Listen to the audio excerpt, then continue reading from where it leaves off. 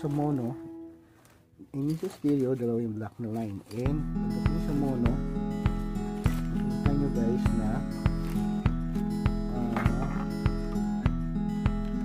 isa lang yung black line. Okay?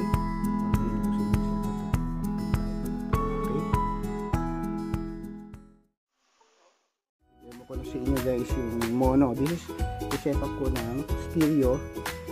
Tapos doon sa aking speaker ay mono. Okay guys, tapos ang setup ko na ay solar. Solar para makapit sa bago. Medyo makulim yung tanong pero may power. Okay, gusto ko lang parinig sa inyo yung tunog ng mono.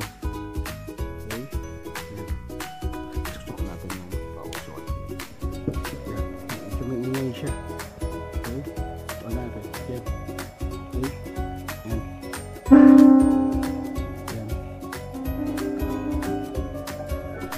Yan ang tunog ng mono guys.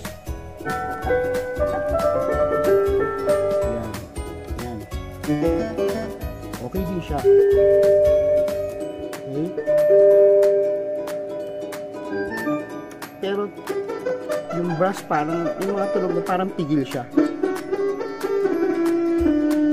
Pero okay na rin.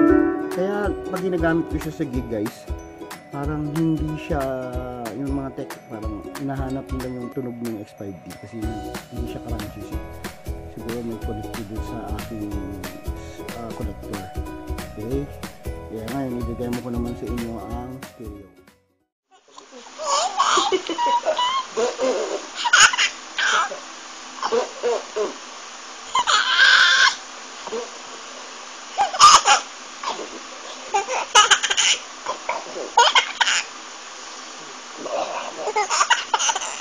Pa-adli face mo na yun.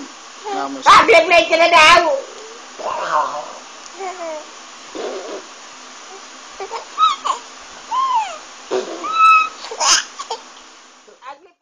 Guys, ito naman yung setup ng stereo to stereo na. Yung tunog niya ngayon. Mas crunchy na siya. Yan.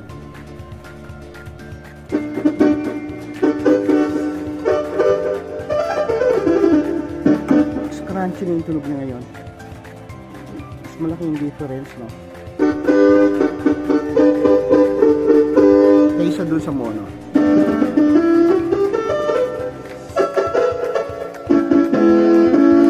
Bumilog ang tunog. Yan, kaya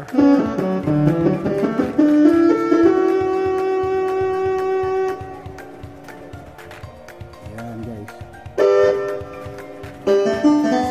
Mas maging iba yung tunog.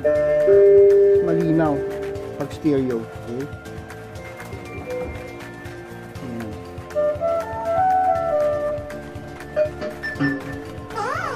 Okay. Ayan.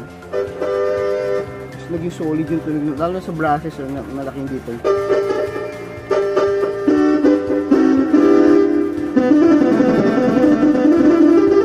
Mas malinaw tunog. Okay guys, alright, so yun, recap tayo guys na kailangan guys pag 3.6 maging maingat kayo sa connection nyo. Pag mono to mono, stereo to stereo, para hindi nag-iingay. Ngayon hindi na maingay yung setup ko. Mas naging solid yung tunog, mas malinaw.